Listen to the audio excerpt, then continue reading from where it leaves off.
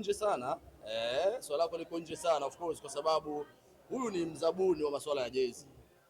Amekuwekea vipengele vyake, kuna vitu ambavyo atavifanya pale.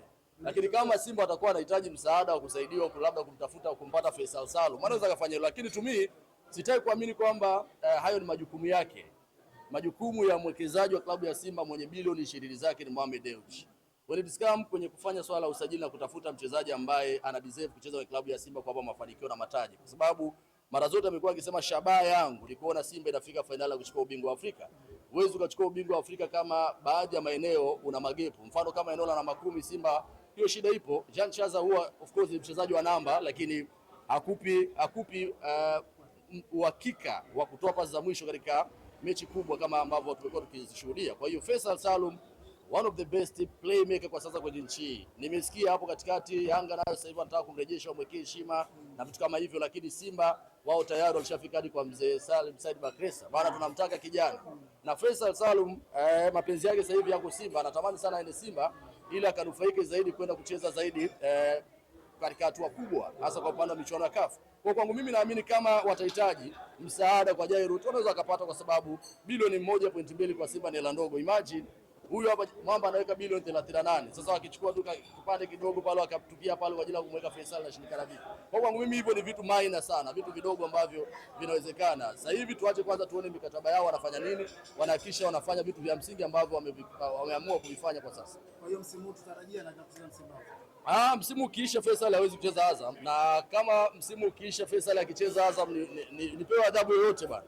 Yaani kama Faisal atabaki Azam FC msimu ujao, mimi kama friji bovu nipewe adhabu yoyote. Yaani naona kabisa Faisal Salum mapenzi yake sasa hivi yako kwenda kucheza Simba Sports Club.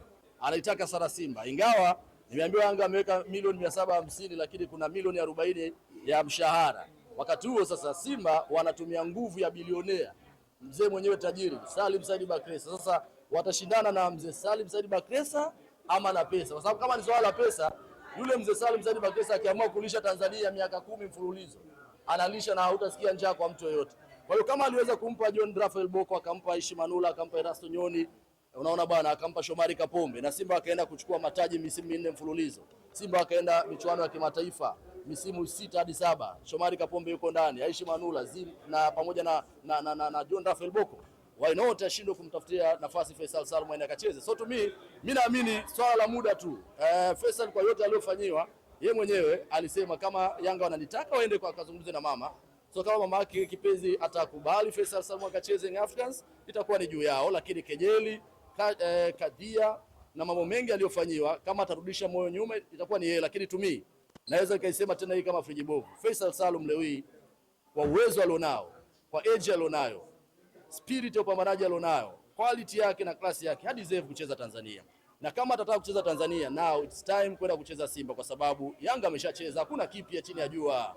Utaenda kucheza Young Africans ili kuachieve kitu gani? Kwa sababu tayari ulishacheza, ulishawasaidia, ulishafanya makubwa kwa kipindi kile. Lakini leo hii unaenda Simba, wewe unategemea kila msimu unafika robo finali, kila msimu unafika nusu finali. Unategemea lazima utaenda kutangazwa zaidi, utaenda mbali zaidi.